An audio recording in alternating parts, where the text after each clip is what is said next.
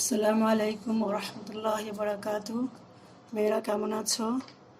আল্লাহ রহমতে তোমরা সবাই ভালো আছো? আলহামদুলিল্লাহ, আমিও ভালো আছি। তো আজকে আমরা আমাদের দ্বিতীয় পত্রের ইসলাম শিক্ষার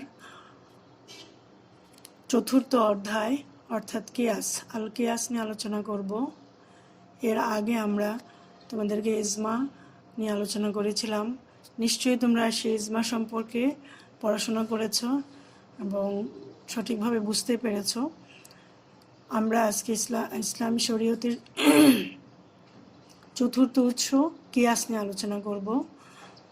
কিয়াস মূলত ইসলামী শরীয়তের চতুর্থ উৎস হলেও এর উৎপত্তি ইজমার মতো আল্লাহ রাসূলের সময় থেকেই শুরু হয়েছিল এবং এর উৎপত্তি নিয়ে কোরআন এবং হাদিসেও যথেষ্ট প্রমাণ পাওয়া যায়। এর উৎপত্তির মূল কারণ ছিল ইজমার মতোই যে নতুন নতুন সমস্যা উদ্ভব হলে যেগুলো কোরআনে অস্পষ্টভাবে বর্ণিত আছে সেই সমস্যাগুলো আমরা কিভাবে বর্ণনা করব, সমাধান করব, এটাই মূলত ইজমা এবং কিয়াসের উৎপত্তির মূল কারণ। আল্লাহ রাসূল যতদিন জীবিত ছিলেন ততদিন এই সমস্যাগুলো মানুষের সামনে, বিশেষ করে সাহাবীরা, তিনি নিজেই তাদের সেগুলো সমাধান করে দিতেন। কিন্তু তার ওফাতের পর এই সমস্যাগুলো এই পৃথিবীর তার উম্মতগণ কিভাবে করবে সেগুলো তিনি তার জীবিত অবস্থায় তিনি তার সাহাবাদেরকে শিখিয়ে গিয়েছিলেন, যেটা আমরা দেখতে পাই। রাসূলুল্লাহ সাল্লাল্লাহু আলাইহি সাল্লাম যখন হযরত মুয়াজ বিন জাবালকে ইয়েমেনের গভর্নর নিযুক্ত করেছিলেন তখন তাকে জিজ্ঞেস করেছিলেন যে তুমি যখন কোনো সমস্যার সম্মুখীন হবে কিভাবে সেটা সমাধান করবে।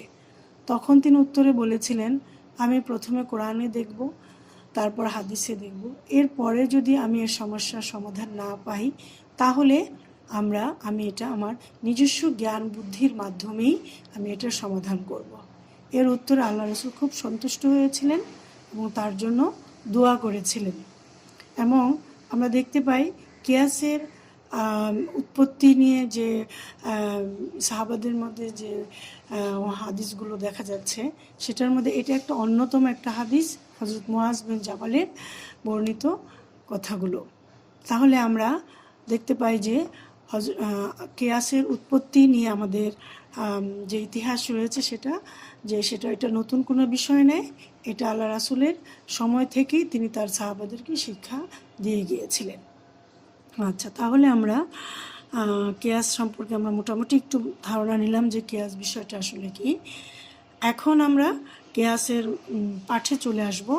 আমরা প্রথমেই যে বিষয়টা আলোচনা করব, টপিকটা আলোচনা করব, সেটা হলো কিয়াসের উৎপত্তির ইতিহাস, যে কিয়াস কীভাবে উৎপত্তি হয়েছে।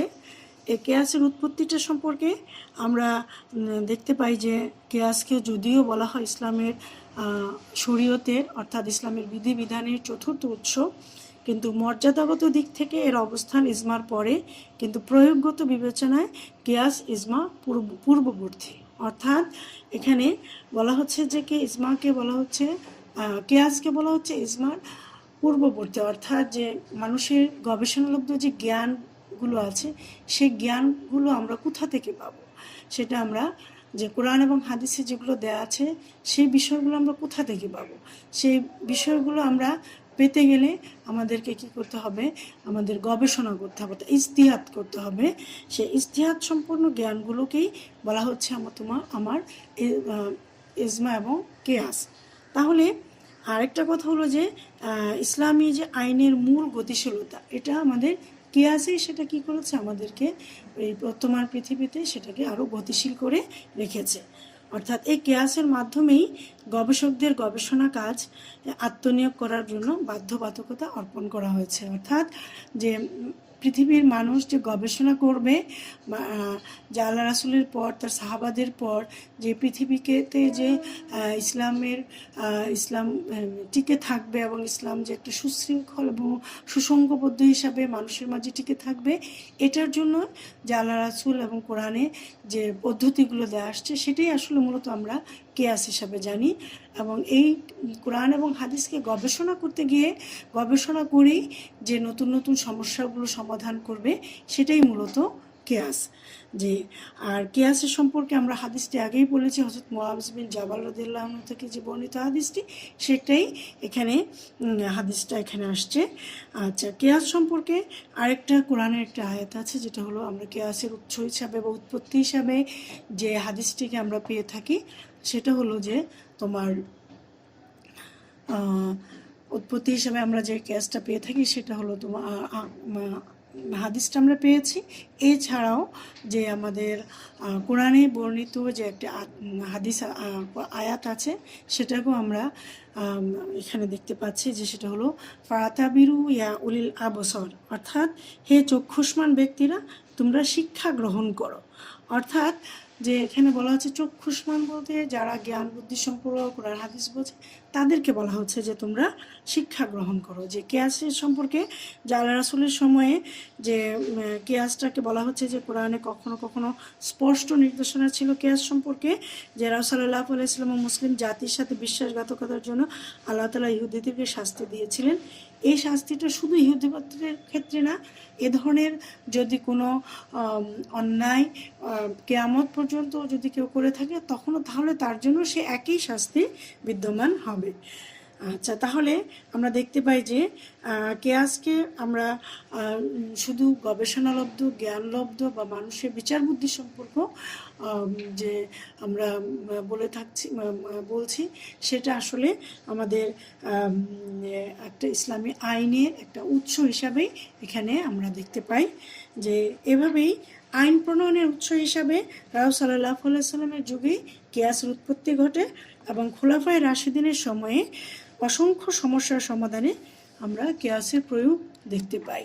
মূলত কেয়াসের উৎপত্তিটা হলো তোমার নতুন নতুন সমস্যা উদ্ভাবনের ক্ষেত্রেই আমরা ইজমা কেয়াসকে দেখতে পাই, এবং এই সমস্যাগুলো কিভাবে সমাধান হবে সেই সমস্যার সমাধানগুলো আল্লাহ রাসূল তার সময়ে দেখিয়ে দিয়েছেন, এবং পরবর্তী সময়ে কিয়ামত পর্যন্ত এগুলো আমাদের মাঝে প্রচলিত থাকবে।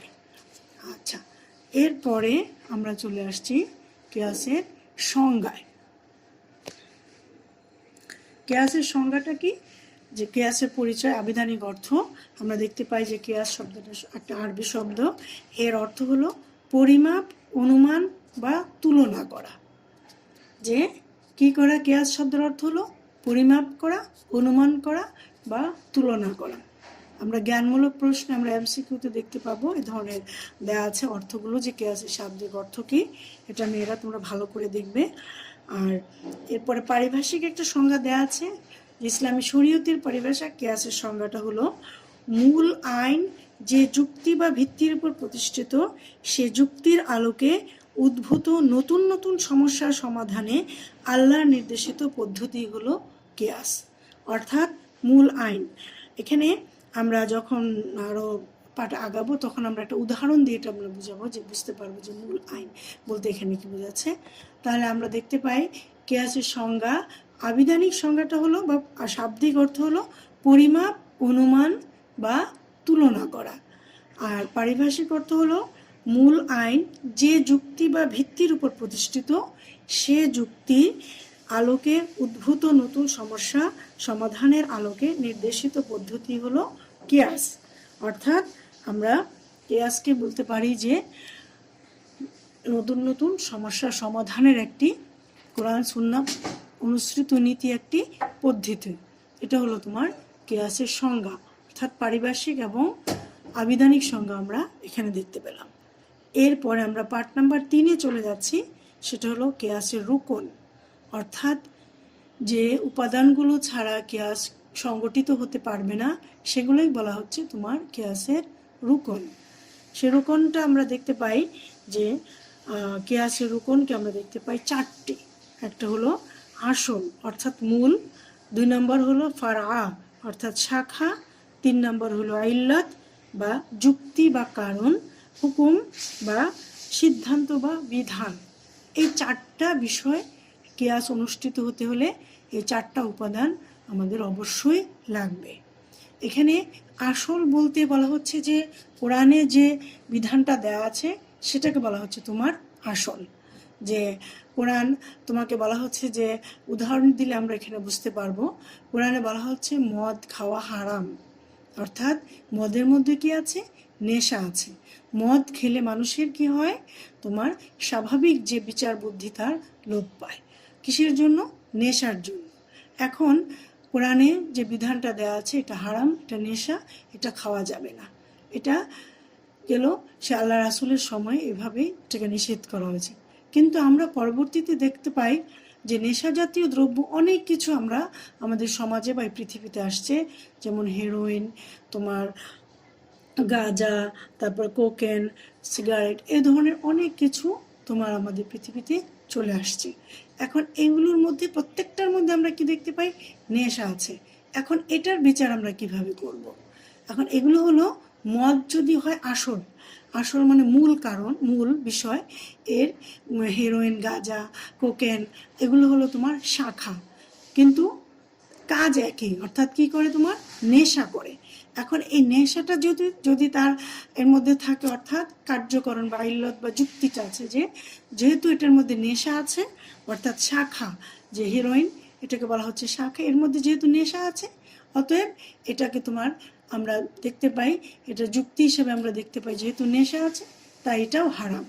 এবং এটার সিদ্ধান্ত দেওয়া হয়েছে যে কি এটা তোমার হারাম, অর্থাৎ এই বিধানটা আমাদের সমাজে এটাকে মানতে হবে।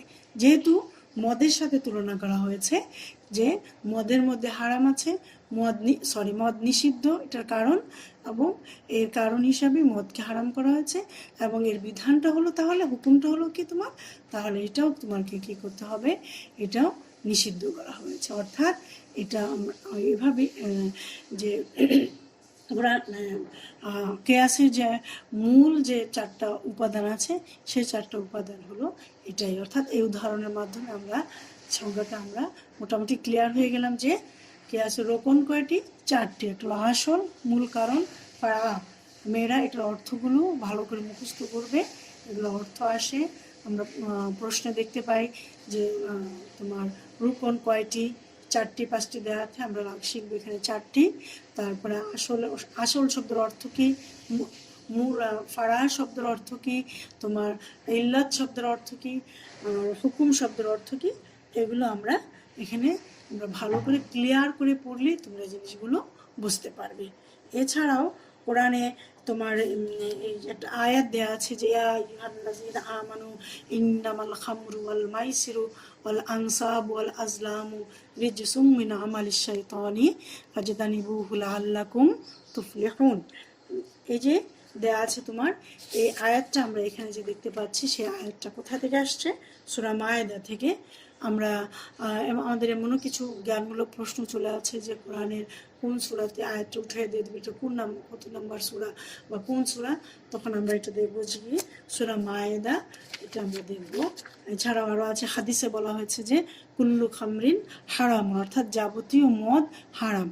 ওই যে উদাহরণটা দেওয়া হয়েছিল যে মদ হারাম, এখানে আল্লাহ রাসূলও সেটাকে বলা হচ্ছে যে হারাম। অর্থাৎ কোরআন ও হাদিসের সুস্পষ্ট বাণীর মাধ্যমে আমরা বুঝতে পারি যে তোমার মদকে হারাম করা হয়েছে। তাহলে এখানে আমরা যে দেখতে পাচ্ছি যে ইসমা রোকনগুলো এখানে যেভাবে দেওয়া আছে, আমরা এগুলো বইয়ের মধ্যে, আমরা বইয়ের 204 নম্বর পেজ, 203 নম্বর পেজগুলো যদি আমরা ভালো করে পড়ি, ওই উদাহরণটা তোমরা ভালো করে পড়লেই জিনিসটা বুঝতে পারবে যে কেয়াসের রোকনগুলো কোনগুলো এখানে দেওয়া আছে। যে অর্থাৎ কেয়াস শব্দের অর্থ যে আমরা অনুমান করা বা তুলনা করা বলছি, যে কোরআনে যে বিধানটা দেওয়া আছে মদকে হারাম করা হয়েছে, সেই হারামের যে কেন হারাম করা হয়েছে? নেশার জন্য। এই নেশাটা আমরা যে কোনো দ্রব্যে আমরা পাবো, তখনই এটা ওটার সাথে তুলনা করে আমরা এটাকে হারাম ঘোষণা করব, অর্থাৎ হুকুমটা বা সিদ্ধান্তটা হয়ে যাবে এটা হারাম, অর্থাৎ এটা আর চলবে না। ঠিক আছে মেয়েরা? আচ্ছা, এরপরে আসছে কেয়াসের প্রকারভেদ, যে কেয়াস কত প্রকার। কেয়াসকে মূলত 2 ভাগে ভাগ করা হয়েছে। একটা হলো কেয়াসে জলি বা প্রকাশ্য কেয়াস, আর একটা হলো কেয়াসে খফি। এখানে কেয়াসে জলিটা আসলে বলা হচ্ছে যে কেয়াসটা তোমার যে সর্বসম্মত, অর্থাৎ যে কেয়াসের মধ্যে আমরা আসল, ফারা, তোমার মানে ইল্লত, এসব হুকুম সবগুলো এখানে থাকবে, সেটাকে বলা হচ্ছে কেয়াসে তোমার জল্লি বা প্রকাশ্য, যেটা আমরা উদাহরণ দেখেছি যে তোমার মদের ব্যবসাটা আছে, এটাকেই মূলত কেয়াসে জল্লি বা প্রকাশ্যে বলা হয়। আর এটা হলো তোমার কেয়াসে খাফি বা অপ্রকাশ্য। অপ্রকাশ্য হলো তোমার অনেক কিছু হচ্ছে ভাষাগত দিক দিয়ে হয়তো আমরা বলা হচ্ছে যে এটা ঠিক না, কিন্তু প্রয়োগগত দিক থেকে আমরা দেখতে পারি যে এই জিনিসটা আমাদের জন্য, সমাজের জন্য ঠিক আছে। যে যেমন ধরো আল্লাহ রাসূলের সময়ে দেখা যাচ্ছে যে বাই সালাম অর্থাৎ অগ্রিম ক্রয় বিক্রয় করা, এটা মানে তোমার ভাষাগত দিকে দেখা যাচ্ছে যে অগ্রিম, আমি যদি একটা জিনিস না পাই আমার হাতে, তাহলে আমি কেন এই জিনিসটা বিক্রি করব, ক্রয় বিক্রয় করবো, ঠিক না। কিন্তু আমরা দেখতে পাই যে এটা আল্লাহ রাসূল হাদিসের মাধ্যমে তিনি বলে গিয়েছেন যে না, কেউ যদি এই পদ্ধতিতে ক্রয় বিক্রয় করে এবং নির্দিষ্ট পরিমাণে, নির্দিষ্ট ওজনে এবং নির্দিষ্ট সময়ের জন্য, তাহলে এটা আমাদের জন্য হালাল। অর্থাৎ কথা যেটা দিবে যে নির্দিষ্ট থাকতে হবে সব কিছু, তাহলে এটাকে বলা হচ্ছে হালাল। তাহলে এটা হলো তোমার কেয়াসে খাফি, অর্থাৎ কেয়াস দু প্রকার, কেয়াসে জলি এবং কেয়াসে খাফি। এখন কেয়াসে খাফির আরেকটা দৃষ্টান্ত বা উদাহরণ এখানে দেওয়া আছে, সেটা হলো যে তোমার যে শক্ত নাপাক শক্ত পাত্র যদি নাপাক হয়, তাহলে এটাকে আমরা কিভাবে পরিষ্কার করব। এটা হলো তোমার যে বলা হচ্ছে যে কি, যেহেতু মাটি বা সিলভারের তৈরি শক্ত পাত্র নিংড়ানো যায় না, ভাঁজ করা যায় না, সেহেতু তা পাক পবিত্র কিভাবে বৈধ হবে না, অর্থাৎ এটা ধুলেই যে বৈধ হবে না। এটা হলো কেয়াসে জলির উদাহরণ। কিন্তু কেয়াসে খাফির যে উদাহরণটা হলো যে সেটা হলো তোমার যে এই জিনিসগুলো যদি আমরা ফেলে দেই বা আমরা এটাকে ভেঙে ফেলি, তাহলে আমাদের ক্ষতি হবে, আর্থিক ক্ষতি হবে। সেজন্য বলা হচ্ছে যে এগুলোকে যদি আমরা কয়েকবার ধুয়ে ফেলি, তাহলে আমাদের এটা কি হবে তোমার, এটার পাত্রটি আরও বেশ কয়েকবার ধুয়ে ফেললেই পাত্রটি পবিত্র হয়ে যাবে, তাহলে আর আমরা আর্থিকভাবে ক্ষতিগ্রস্ত হব না। কেয়াসের শর্ত কি কি? এখন কেয়াসের শর্ত কয়েকটা দেওয়া আছে এখানে, যে কেয়াস তোমার আসল, এখানে আমরা কেয়াস যখন দেখতে পাই তখন আমরা দেখতে পাবো যে কি বেশ কিছু শর্ত আমাদের এখানে দেওয়া আছে। সেই শর্তগুলো আমরা মানে বলা হচ্ছে যে আসল নির্দিষ্ট না হওয়া, অর্থাৎ যে মূল একটা বিধান থাকবে, এগুলো কখনোই কেয়াসের সময় নির্দিষ্ট হতে হবে না। এখানে একটা উদাহরণ দেওয়া আছে যে আসল বা মূল বিধান যার উপর কেয়াস করা হবে সেটি কোনো বিশেষ ব্যক্তি বা জাতির জন্য নির্দিষ্ট হতে পারবে না। যেমন শরীয়তের কোনো ঘটনা প্রমাণের জন্য ন্যূনতম দুজন পুরুষের সাক্ষ্য প্রয়োজন হয়, যদি সেটা তোমার বলা হচ্ছে যে এই উদাহরণটা সবার জন্য প্রযোজ্য, কিন্তু একটি বিশেষ কারণে রাসূলুল্লাহ সাল্লাল্লাহু আলাইহি সাল্লাম হযরত খুজাইমা রাদিয়াল্লাহু আনহুর একক সাক্ষ্যকে দুজনের স্থলাভিষিক্ত করে দিয়েছেন। সুতরাং এটা যেহেতু একজনের জন্য নির্দিষ্ট, সেহেতু এটা কখনো এটা আমাদের জন্য কেয়াস হবে না। এটা শুধুমাত্র হযরত খুজাইমা রাদিয়াল্লাহু আনহুর জন্যই নির্দিষ্ট ছিল। তারপরে আসল কেয়াস বিরোধী না হওয়া, যে বলা হচ্ছে মূল যে বিষয়টা আছে সেটা তোমার কেয়াস বিরোধী হবে না। তো এখানে উদাহরণ হিসেবে দেওয়া আছে যে রোজা অবস্থা পানাহার করলে রোজা ভেঙে যায়, কিন্তু ভুলক্রমে পানাহার করলে রোজা ভাঙবে না, এটা কেয়াস সম্মত নয়। রাসূল সাল্লাল্লাহু আলাইহি ওয়াসাল্লামের বিশেষ নির্দেশে এই বিধান প্রবর্তিত হয়েছে যে ভুলক্রমে যদি কেউ খেয়ে ফেলে তাহলে সে রোজাটা থাকবে। আচ্ছা, এভাবে আরও কয়েকটি দেওয়া আছে, তোমরা মেয়েরা বইয়ে দেখবে কেয়াসের শর্তগুলো। আমরা মূলত এই দুটো প্রধানত যে দুটো বলেছি আমি, সেই দুটোই তোমরা পড়বে, নিচেরগুলো আমাদের জন্য তেমন একটা প্রয়োজন নেই। আচ্ছা, পরে আমরা চলে আসছি কেয়াসের মূলনীতি এবং হুকুম। কেয়াসের মূলনীতি কয়টি, এটা মুখস্থ করতে হবে ভালো করে, যে কেয়াসের মূলনীতি হলো 4টি। 1 নাম্বার হলো কেয়াস কোরআন সুন্নাহ এবং ইজমা বিরোধী হবে না। ভালো করে পড়বে, কারণ এমসিকিউ প্রশ্ন যখন আসবে তখন এগুলো যদি আমাদের জানা না থাকে আমরা এমসিকিউ অ্যান্সার করতে পারবো না। 2 নাম্বার হলো কেয়াসের মাধ্যমে কোরআন সুন্নাহ ও ইজমা দ্বারা নির্ধারিত মূলনীতি বিরোধী আইন প্রণয়ন করা যাবে না। 3 নাম্বার কেয়াসের পদ্ধতি ও আইন মানুষের জ্ঞানের পরিসীমার মধ্যে থাকতে হবে। 4 নাম্বার যেসব বিষয়ে কোরআন সুন্নাহ ও ইজমা নির্ধারিত সুস্পষ্ট বিধান রয়েছে সেই সব বিষয়ে কেয়াস করা যাবে না।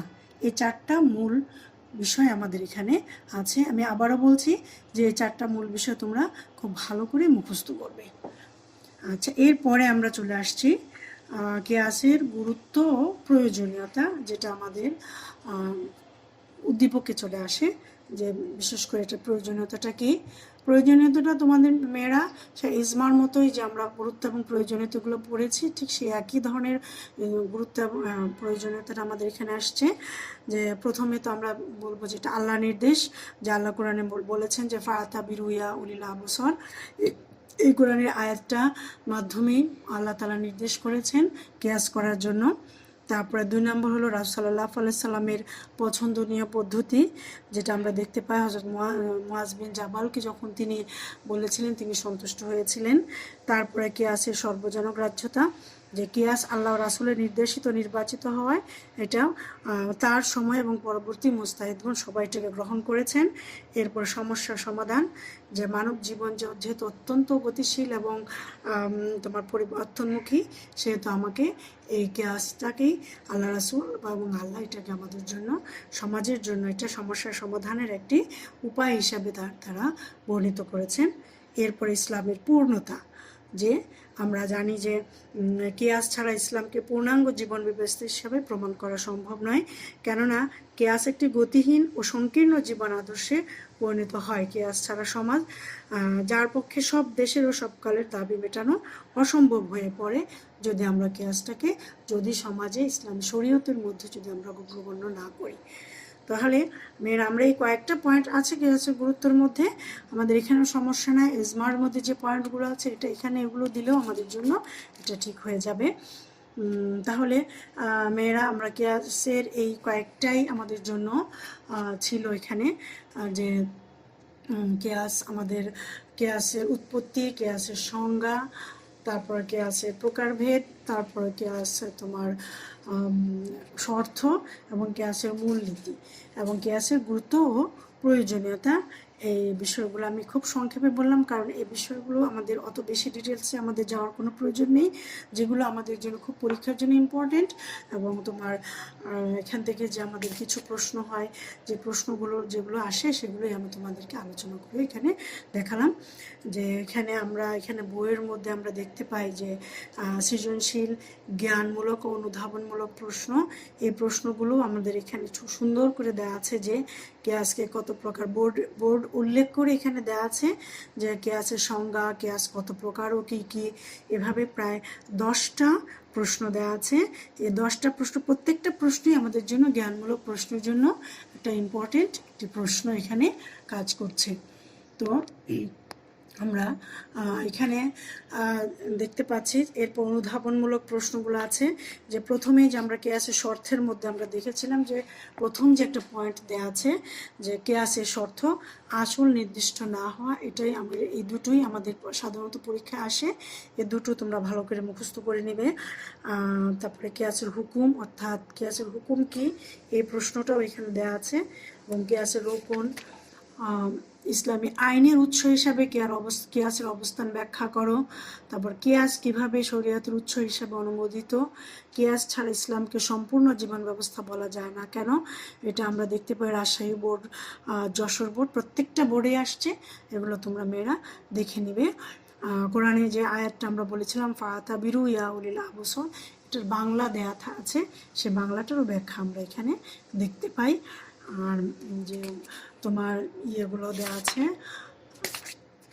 আমাদের বইয়ের মধ্যে, প্রায় 18টা এমসিকিউ প্রশ্ন দেওয়া আছে। প্রত্যেকটা প্রশ্নই তোমার প্রত্যেকটা টপিকসকে তারা টাচ করেছে, আমি পড়ে দেখেছি, তোমরা এগুলো ভালো করে দেখবে, তাহলেই দেখবে মেয়েরা আমাদের এই চ্যাপ্টারটা ভালো আমাদের জন্য মুখস্থ হয়ে যাবে।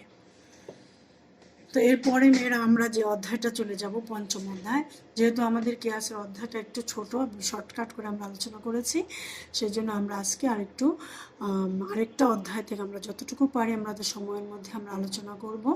তোমরা এটা একটু মনোযোগ দিয়ে শোনো।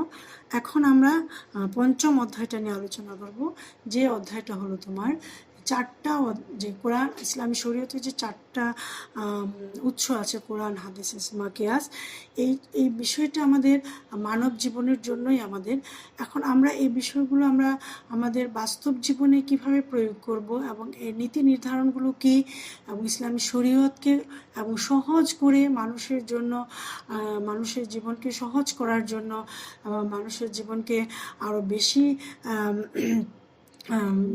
তোমার যেন ভুল ভ্রান্তির মধ্যে না থাকে মানুষ, সেটার প্রতি লক্ষ্য রেখেই ইসলামের যে তোমার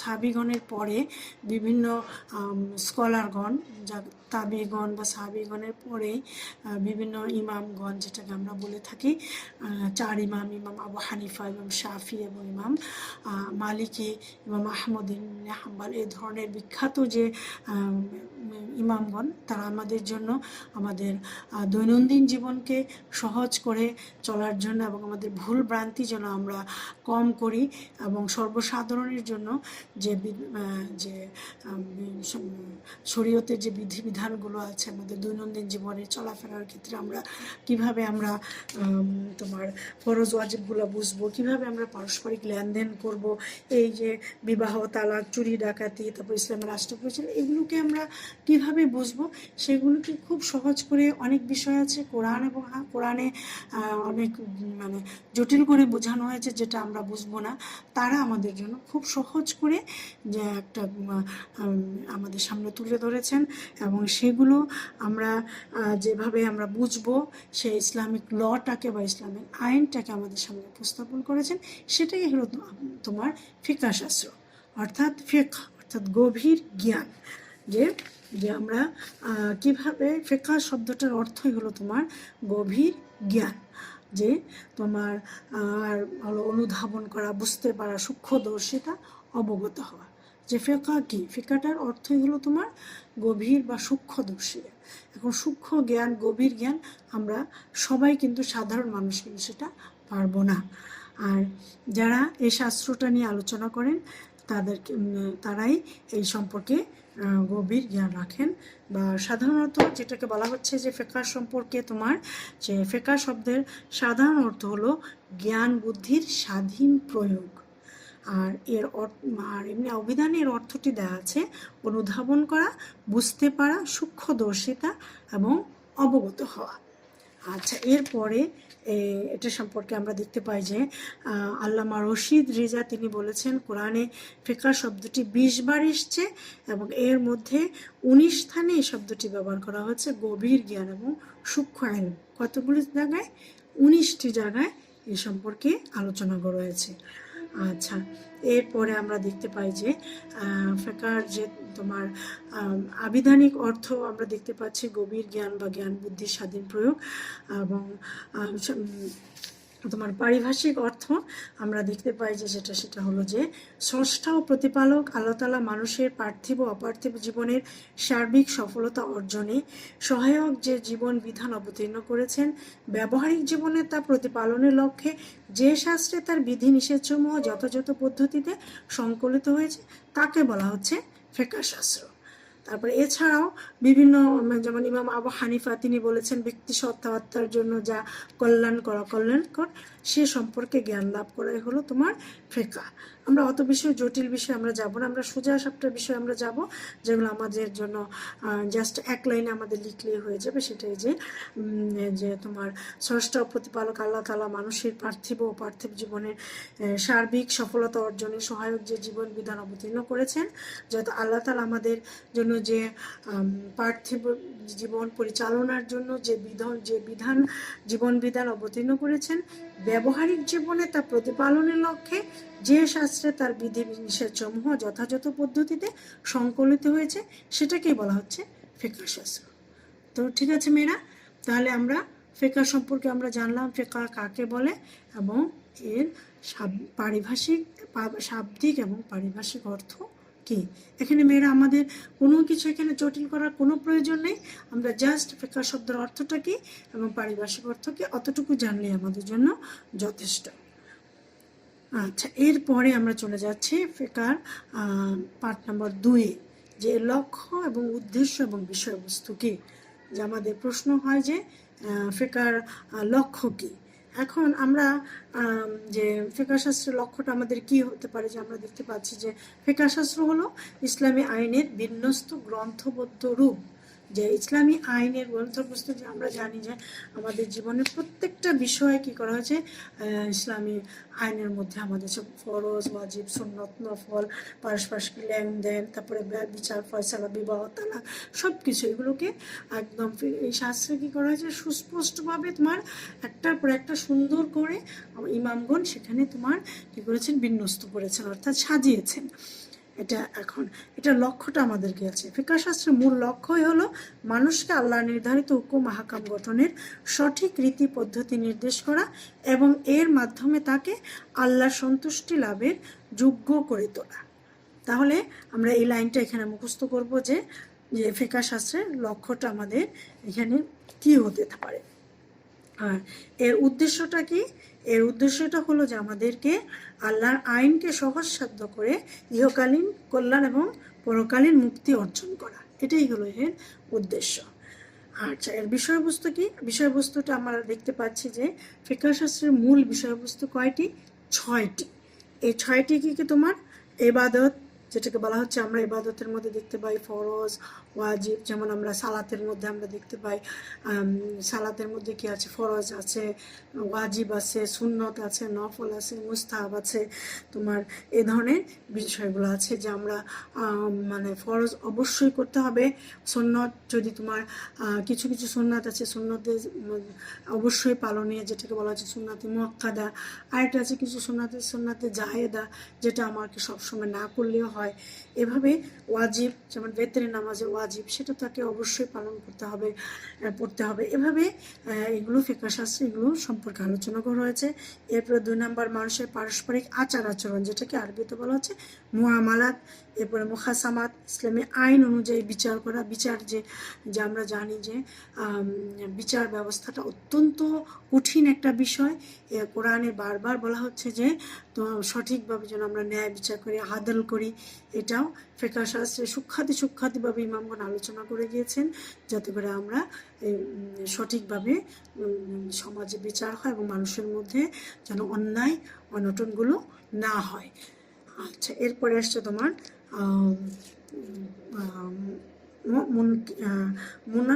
মুনাকিহাত। এগুলো আরবি ভাষা, যেটাকে বলা হচ্ছে তোমার বিবাহ, তালাক, ইদ্দত। বিবাহ বিষয়টা খুব জটিল, এই বিবাহ বিষয়টাও ফিকাহ শাস্ত্রে আলোচনা করা হয়েছে। তারপর উকুবাত, যেটা হলো তোমার হত্যা, চুরি, ডাকাতি, জিনা, বিচার কিভাবে করলে কি বিচার, কি শাস্তি, এটাও। এরপরে হুকুমাত ও খেলাফত, অর্থাৎ ইসলামী রাষ্ট্র পরিচালনা কিভাবে করবে এবং যুদ্ধ, সন্ধি কিভাবে, সবগুলোই এই শাস্ত্রে আলোচনা করেছে। অর্থাৎ মোট কথা কোরআন, হাদিস, ইজমা, কিয়াস সম্পর্কে যেগুলো ডিটেলস করেছে, এটা একটা গ্রন্থবদ্ধ রূপ হলো ফিকাহ শাস্ত্র। ফিকাহ শাস্ত্রে তাহলে আলোচ্য বিষয় কয়টি? আমার 6টি। আচ্ছা, এরপরে আমরা দেখতে পাই যে ফিকাহ শাস্ত্রের উৎপত্তি, ক্রমবিকাশ, এগুলো মেয়েরা আমি একটু স্কিপ করে পড়াবো। তোমরা বইটা যখন সামনে নিয়ে বসবে তখন তোমরা নিজেরাই দেখতে পাবে যে এখানে তোমার কিভাবে কোন কোন বিষয়গুলো আমাদের জন্য খুব জরুরি বা দরকার। যে যখন ইসলামের চতুর্দিকে ইসলাম ব্যাপকভাবে প্রসারিত হতে থাকে, তখনই নতুন নতুন যে সমস্যাগুলো হয়, সেই সমস্যাগুলোই আমরা এখানে দেখতে পাই। যে ফিকাহ শাস্ত্রের উৎপত্তিটাকে বলা হচ্ছে প্রথমত রাসূল সাল্লাল্লাহু আলাইহি সাল্লামের জীবদ্দশায় এই সম্পর্কে তোমার উৎপত্তি হয়েছে। যে কোরআন এবং হাদিসে আমরা দেখতে পাই, কোরআনে এর সম্পর্কে বলা হচ্ছে, কোরআনে সূরা তাওবায় 112 নম্বর আয়াতে বলা হচ্ছে লিয়াতাফাক্কাহু, অর্থাৎ যে তোমরা তারা যেন ফিকাহ জ্ঞান অর্জন করতে পারে বা গভীর জ্ঞান অর্জন করতে পারে। তো কোরআন মাজিদে সূরা তাওবাতে আসছে। এরপরে আসছে তোমার ফকিহ সম্পর্কে হাদিসেও আসছে যে আল্লাহ রাসূল বলেছেন যে একজন ফকিহ 1000 আবেদের চেয়েও শয়তানের উপর অধিক শক্তিশালী। অর্থাৎ একজন ফকিকে এত বেশি মর্যাদা দেওয়া হয়েছে। এবং আবার দেখতে পাই যে আল্লাহ রাসূল আরও অনেক কথা বলেছেন যে তার হাদিসের মাধ্যমে আমরা দেখতে পাই তার সময়ে জ্ঞান বুদ্ধি মাধ্যমে যে সাহাবাগণ অনেক সময় অনেক কাজ করেছেন যেটা আল্লাহ রাসূল কিছু বলেননি। যে একটা উদাহরণ এখানে দেওয়া আছে যে একবার রাসূল সাল্লাল্লাহু আলাইহি সাল্লাম বনু কুরাইজা গোত্রে তিনি গিয়েছিলেন। সেখানে তিনি একটা সিদ্ধান্ত দিয়েছিলেন যে বনু কুরাইজা মহল্লায় না পৌঁছে তোমাদের কেউ যেন আসরের সালাত না পড়ে। কিন্তু তিনি বলেছিলেন, কিন্তু তার মধ্যে কিছু কিছু সাহাবী তারা কি করেছেন, সেখানে গিয়ে সালাত আদায় করেছেন। আবার কিছু কিছু সাহাবী বুদ্ধি খাটিয়ে তার আগেই সালাত আদায় করেছেন। অর্থাৎ কেউ কেউ হাদিসের শাব্দিক অর্থ অনুযায়ী সিদ্ধান্ত গ্রহণ করেছেন, আবার কেউ তার বিবেক বুদ্ধি খাটিয়ে সিদ্ধান্ত গ্রহণ করেছেন। অর্থাৎ তিনি দুটোকেই তিনি কি করেছিলেন, সিদ্ধান্ত সমর্থন করেছিলেন। এবং এই যে বিবেক বুদ্ধি খাটিয়ে তারা কি করেছিলেন, এটাই হলো এই যে তাদের যে সিদ্ধান্তটা বিবেক বুদ্ধি খাটিয়ে করেছেন, এটাই হলো ফিকহ সিদ্ধান্ত। অর্থাৎ আমাদের প্রশ্ন এরকম হতে পারে যে রাসূলুল্লাহ সাল্লাল্লাহু আলাইহি ওয়াসাল্লামের সময়ে তার জীবদ্দশায় উদাহরণ হিসাবে যেটা আসবে সেজন্য এই উদাহরণটা তোমাদের জন্য এখানে আমি দিলাম। এরপর আসছে তোমার খোলাফায়ে রাশিদিনের সময় ফিকহ শাস্ত্রে সেখানে তখনকার সময়েও যে খোলাফায়ে রাশিদিনের সময়টা আমরা জানি যে রাসূলুল্লাহ সাল্লাল্লাহু আলাইহি ওয়াসাল্লাম ইন্তেকালের পর থেকে হযরত আলী রাদিয়াল্লাহু অর্থাৎ আবু বকর রাদিয়াল্লাহু থেকে হযরত আলী রাদিয়াল্লাহু সময়টাকে বলা হচ্ছে খোলাফায়ে রাশিদিনের যুগ। তখনও ইসলাম ব্যাপকভাবে বিস্তৃতি লাভ করছিল। বিভিন্ন জাতিগোষ্ঠী সমাজের বিভিন্ন সম্প্রদায়ের সংস্কৃতি আলাদা আলাদা, এবং এগুলো পালন করতে গিয়ে দেখা যাচ্ছে বিভিন্ন ধরনের জটিল জটিল সমস্যা দেখাচ্ছে। সেগুলোকে ইসলামী গবেষকগণ তারা সেগুলো পর্যালোচনা করে তারা কি করেছেন, ইজতিহাদ করে ফিকহার অন্তর্ভুক্ত করেছেন। অর্থাৎ তখনকার সময়ে ফকিহদেরকে তিনটা ভাগে ভাগ করেছিলেন, এবং এই তিনটা ভাগ হলো মুকসিরুন, মুতাওয়াসসিরুন এবং মুকিল্লুন। এগুলো আমাদের তেমন একটা দরকার নেই, তোমরা শুধু এখানে জানবে যে তিনটা ভাগে ভাগ করা হয়েছিল। তারপরে খোলাফায়ে রাশিদিন পরবর্তী যুগের সাহাবীগণের আমলের ফিকহ হলো তোমার যে এটাকে বলা হচ্ছে মুয়াবিয়ার সময় থেকে তখনকার সময়ে উমাইয়া সময়কে যেটাকে বলা হচ্ছে, তখনকার সময়ে মুসলমানদের মাঝামাঝি সময়ে মুসলমানদের মধ্যে আলেমগণ দুটো ভাগে ভাগ হয়ে গিয়েছিল। একটি ভাগ ছিল তোমার তাদেরকে আহলুল হাদিস বলা হতো, যেটাকে বলা হয় তারা কেবল হাদিসের উপর আমল করতেন, ব্যাখ্যা বিশ্লেষণ ইজমা কিয়াস তারা ধার ধরতেন না, তারা শুধুমাত্র হাদিসকে আমল করতেন। আরেকটা দল ছিল আহলুল সুন্নাত ওয়াল জামাত, যেগুলো এখন আমরা সমাজে আছে, তারা কোরআন হাদিস ইজমা কিয়াসের আলোকে সমস্যার সমাধান করতেন।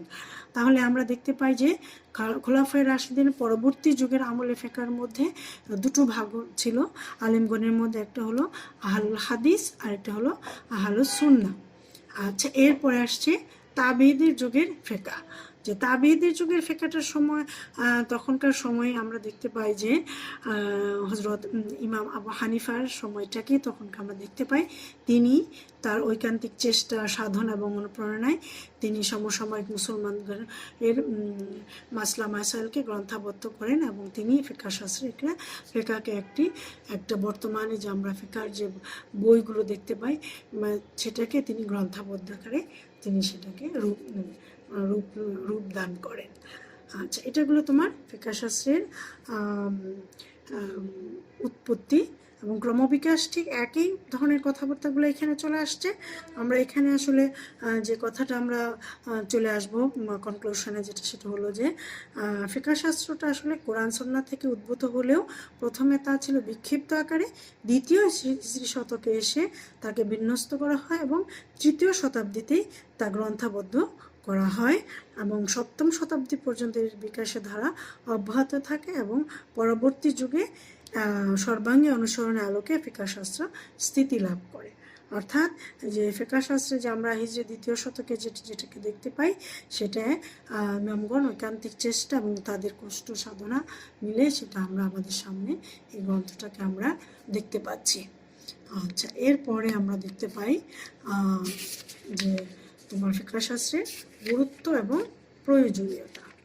তো মেয়েরা, আমরা নেক্সট ক্লাসে যেটা আমরা দেখতে চাচ্ছি যে সেটা হলো যে আমরা এরপরে আমরা ফিকহ শাস্ত্রের গুরুত্ব এবং প্রয়োজনীয়তা, মাযহাব কি, এগুলো নিয়ে আমরা আজকে আলোচনা করব। তাহলে আজকে আমরা কিয়াস সম্পর্কে আমরা কিছু জানলাম। কিয়াসের উৎপত্তি, কিয়াসের সংজ্ঞা, কিয়াসের প্রকারভেদ, এগুলো আমরা পড়লাম। এবং ফিকহ শাস্ত্রের উৎপত্তি, যেহেতু আমাদের এই চ্যাপ্টারটা একটু ডিটেলস আলোচনা করতে হয় বেশি এবং প্রশ্নও হয়, সেহেতু তোমরা এই বিষয়গুলো সম্পর্কে গভীরভাবে পড়বে এবং যেখানে যে যে বিষয়গুলো আমি আলোচনা করেছি পড়তে গিয়ে তোমরা দেখবে এগুলো তোমাদের সামনে চলে আসছে, তোমরা এগুলো পড়বে।